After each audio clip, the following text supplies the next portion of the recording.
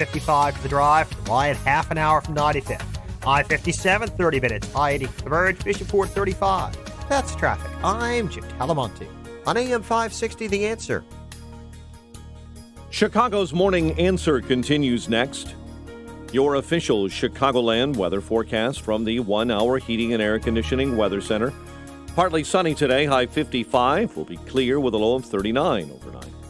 41 at O'Hare, next news 7:30. Chicago's Morning Answer with Dan and Amy continues next on AM 560, The Answer. This hourly segment is brought to you by the Money Hour radio show, Saturday afternoons at 3 on AM 560, The Answer. Brought to you by Pearshell Financial Group. This is Chicago's Morning Answer with Dan Proft and Amy Jacobson on AM 560, The Answer.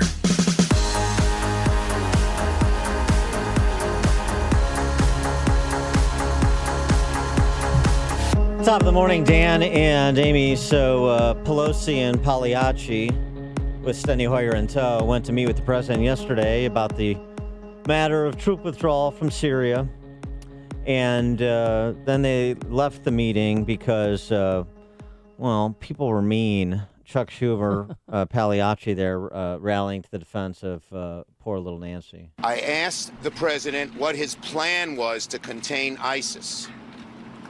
He didn't really have one. He said the Turks and the Syrians will guard the ISIS prisoners. I said, is there any intelligence evidence that the Turks and the Syrians will have the same interest that the Kurds or we did in guarding ISIS?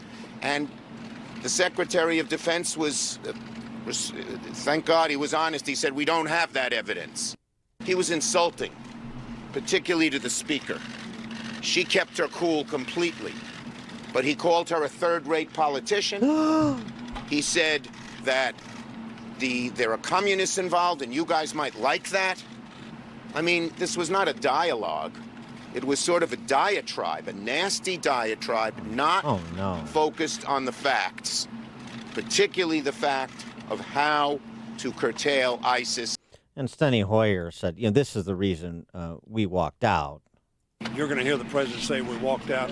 We were offended deeply by his treatment of the Speaker of the House of Representatives. Oh, no. Well, she said, too, that she's going to pray for him because she doesn't think that he's well. Go ahead, we witnessed on the part of the president was a meltdown. He said that there are communists involved. Yeah, and then Kevin McCarthy was also at that meeting, had a completely different take. When there is a time of crisis, leaders should stay, whether they like what is said or not. Who had the temper tantrum? They're the ones who walked out of the meeting. Who cares?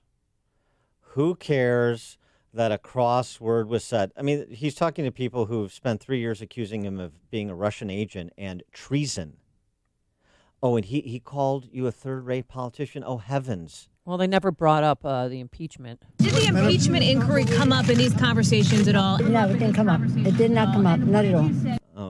Sort of the elephant in the room doesn't need to be stated explicitly. That's sort of beyond the point. Oh, gosh, Steny Hoyer's delicate sensibilities were offended on behalf of the speaker. Pagliacci broke into tears over the speaker's poor treatment. Let me tell you something. I get civil discourse and the obligatory paeans to civil discourse. But please forgive me if I won't decry the president sending a bon mot or two across the bow of Nancy Pelosi and, frankly, the others in attendance for how they've conducted themselves over the last 3 years. Boo frickin' who. Now let's get to the substance of the policy decisions and the reality on the ground in the Middle East and stop worrying about every politician's delicate egos. They can go pound sand. For more on this, the substance of it, we're pleased to be joined again by our friend Dr. Zuhdi Jasser, president of the American Islamic Forum for Democracy, co-founder of the Muslim Reform Movement, former U.S. Navy lieutenant commander, and author of the book A Battle for the Soul of Islam. Dr. Jasser, thanks for joining us. Appreciate it. It's good to be with you, Dan. Thanks for having me. All right. And I know last time we talked about Syria, we had a conversation about the White Helmets, the sort of civilian volunteer force that was doing rescue and recovery from the Assad-directed bombings of civilians and this horrible civil war that took the lives of 500,000 Syrians. So I suspect you may not agree with the president's decision to withdraw here. If that is the case, what do you say to the explanation that's been offered by Defense Secretary Esper, as well as Rand Paul and others who support the president's decision, that, look, Turkey was coming in regardless, and so it was a question of using a few dozen soldiers as tripwires or getting them out? Yeah, I don't disagree with removing troops eventually. What I have a problem with is the impulsivity and the lack of trajectory that was done. And I have to tell you, as you said at the opening, it is beyond frustrating to hear politicians continue, the Democrats especially, continue to exploit Syria and the human disaster there happening for political one-upsmanship, where Susan Rice and others were doing the rounds to sell her book and ignoring the fact that they paid billions, hundreds of billions in ransom to Iran, 500,000 dead, 10 million displaced under an Obama policy that created this genocide, and he turned a blind eye to it, and all the Democrats turned a blind eye to it. They never talked about the Kurds. They never cared about the Kurds. They never cared about what created ISIS for 8 years, and now they all of a sudden seem to do so because they're so anti-Trump. So that's on the one hand. I think a conservative argument being had right now within the conservative community is, okay, fine, we want to remove our troops. We don't want troops everywhere on the planet for no reason. But you can't just remove sort of this, there's been a relative silence in Syria over the last year and a half. And our troops, they may have, you could characterize that as a tripwire, or you could characterize it as sort of a Jenga game where you've got a piece which our troops provide that's on the bottom balancing this thing, and he just basically pulled it impulsively. And our only allies, save Israel in the region, or the Kurds. Not one American has ever been killed in a Kurdish area, and that's in northern Iraq and northern Syria. And if we're going to move out, I have a hard time believing, as much as I have great respect for Secretary Pompeo yesterday, for him to say that the Turks were going to come in no matter what and basically declare war on American troops, I find hard to believe. So what I don't get is why the hastiness? You want to remove our troops and figure out how to keep the Kurds safe? Present it publicly quickly, say that we're going to have a summit and we're not going to let a NATO ally run over our troops. No, instead we pulled out so quickly, Dan, we had to blow up our own material yesterday with rockets to destroy the anti-ISIS headquarters that we had. And meanwhile, there's a 20-mile corridor which we've basically given Erdogan the green light to. They're not bombing just military places for Kurds. They're actually destroying neighborhoods, displacing hundreds of thousands, committing war crimes, and they want to continue an ethnic cleansing where we've allowed a strategy that Russia, Iran, and Turkey seem to all of a sudden have aligned on, which is a weird alignment, by the way. And then we're sort of banking on the fact that the Salafi jihadists of the Turks, which is the Muslim Brotherhood of Turkey, which radicalized the Syrian population for the last 8 years, is not going to be radicalizing them in the future, when in fact they are going to do so much more so than ever the Kurds did. Well, what do you make, too, of this letter that President Trump wrote Erdogan 3 days prior to pulling out the troops? Listen, it was hard to understand. I think, on the one hand, how will that play in America? I think Americans elected President Trump because they didn't want an elitist sort of foreign policy pencil neck making decisions. They wanted a regular American who's going to fight for them to do so. And I think that's why they released this letter. It shows a regular American who wants to get our troops out. I don't understand some of it. Why he'd say, "I talk to you later," and he basically said, "Don't be a fool." If you do so, this would be evil. And it's just sort of this combination of multiple Twitter messages on a letter. But then again, this is sort of, what you see is what you get with President Trump. And the part I don't understand is why the impulsivity, why abandon the Kurds that allows the Turks to commit war crimes against them, when in fact, I can't see how if we had coalesced the rest of NATO and actually used the UN to put pressure and say, you know what, we'll pull out, but let's get other European powers, where your Erdogan just threatened to release 4 million refugees on Europe. If he's going to do that, why don't you guys come and put some troops here on the border and we'll get ours out because you have much more at stake here. We could have made that argument. But instead, you can't help but start thinking of weird conspiracy theories about oil and other things that Russia wanted. I mean, I don't know what the right answer is and why we did this, but the bottom line is to do it as for forgiveness rather than permission from the public, where I think the world, Europe would have been on President Trump's side to say, we're not going to let Erdogan commit an offensive. Why do you think, by the way, why do you think Assad let him do that? He basically had an offensive incursion of troops into Syria, and nobody's saying, wait a minute, how do you have an invasion into a foreign power? Because Assad wants to clean out the Kurds too. Yeah, I think that's fair. I think your criticism of the process and the impulsivity of it, I think, is a fair criticism. You really didn't prepare the public in any meaningful way. Not that you're supposed to telegraph foreign policy decisions, but you should telegraph a uneasiness with the troop presence still there and discussions with allies, and you want to restate a warning to Erdogan and Turkey.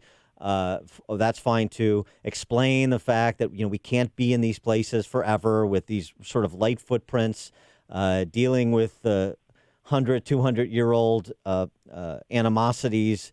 We accomplished what we intended to accomplish, and I said I'm going to bring our men and women back home from Afghanistan and other places the world over where they're in harm's way for no particular strategic end.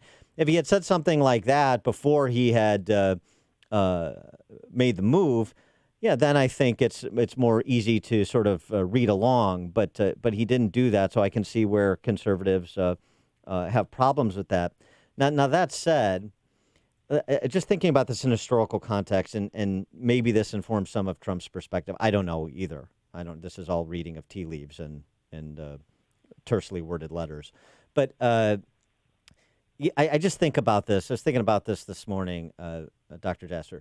So, Charlie Wilson's war. We support the Mujahideen against the Soviets, but the lesson we're supposed to take away, the conventional lesson we're supposed to take away from Charlie Wilson's war is we should have helped the Mujahideen rebuild Afghanistan, and thus it wouldn't have given rise, we ultimately wouldn't have given rise to the Taliban. We should have gone on to Baghdad in Gulf War I. We should have pursued the surge earlier in Iraq, and we should have sustained it rather than the troop withdrawal that Obama initiated. And now, against that backdrop, the duration of troop presence in places like Afghanistan and Iraq and the Middle East. And I think there's a fatigue factor. And I think we look at what's happened in North Africa and in the Middle East and say, we can't state build from afar. We don't want to be an occupying force. We have to have limited strategic goals because the larger utopian goals of democracy and pluralism and the relief of prosecution the world over, it's just impossible for us to effect from this distance, and the American people don't have the appetite for the kind of footprint required to do so. They didn't even have the appetite to go into Rwanda during the Clinton administration and stop the genocide there, or Darfur. So we're just fatigued across the board, and we see these intermittent reports of soldiers being killed in action, and to what end? And this was sort of part of Trump's value proposition as a presidential candidate that he's trying to make good on, even if it's not necessarily with the processes that we'd otherwise and the communication style we'd otherwise like. I don't disagree with any of that. I do think, though, we have to put it in context of where we are after 8 years of a disastrous pro-Iranian policy, where you have Iran with tens of thousands of troops on Israel's door, Hezbollah stronger than it's ever been in Syria, Assad re-strengthened, and Russia re-strengthened with its base. So now you have the Kurds, where you can't really, I think some of the talking points President Trump was giving actually were coming from Erdogan, which is that the PKK is worse than ISIS. That's absurd. Mm-hmm. And there's no evidence at all in our decades of at least over a decade of working with the Kurds that they've ever been anything but a loyal, steadfast ally. Now, who are the Kurds? The Kurds are 40 million people, 10 in Iran, 10 in Iraq, 2 in Syria, and 6 to 8 in Turkey. So for the first time, most of my Kurdish friends have never said they wanted a Kurdistan as a state. They want a federal Syria. It's an autonomous area in Syria that even Assad was not able to take over and was protecting minorities. And now many of us for the first time are saying, you know what? The only reason the Kurds are being laid to waste is because they don't have a seat at the table as a nation state. And maybe they should have gotten a nation state because they wouldn't have been thrown under the bus repeatedly over and over. And I think strategically it doesn't serve our interest. To think that somehow we can just from the air get rid of ISIS is absurd. Russia radicalizes Islamists everywhere they go, from Chechnya to Iran with Hezbollah. They love radical Islamists on the Shia side, and they use them when they need them, just like Assad shipped al-Qaeda and ISIS into Iraq on government buses as we were there, and he'll continue to do so. So to think that we need no presence there from an intel perspective is absurd. And President Trump made the argument a year ago. He said, we're going to decrease troops to nothing. I'm going to pull them out from Syria. And we said, fine. He went down from 2,000 to 1,000, or 4,000 to 2,000, and we were going down. And now this troop, by the way, what happened last week was not a removal. It was a shift over to give Erdogan that area into the Kamishli corridor in northern Syria. So bottom line, this wasn't about stopping endless war. It triggered a war. And when the president removes troops, nobody's saying he can't do so. But imagine if tomorrow he said he's going to remove our troops from the DMZ in Korea. Mm-hmm. There would, that could cause war, and yet there's no war right now in Korea. So there's a lot to say that America has a presence, whether we want it or not, existentially, even with just a few troops. And they're not being put there at danger, because I refuse to believe a NATO ally is going to openly start firing on our troops. He is Dr. Zuhdi Jasser, president of the American Islamic Forum for Democracy, co-founder of the Muslim Reform Movement, former U.S. Navy lieutenant commander, and author of the book A Battle for the Soul of Islam. Dr. Jasser, always a pleasure. Thank you for your insights. Thanks for having me. Appreciate it. And he joined us on our turnkey.pro answer line. It's what Chicago is talking about. It's Chicago's Morning Answer with Dan and Amy on AM 560. The Answer. Stop wasting energy. There's a better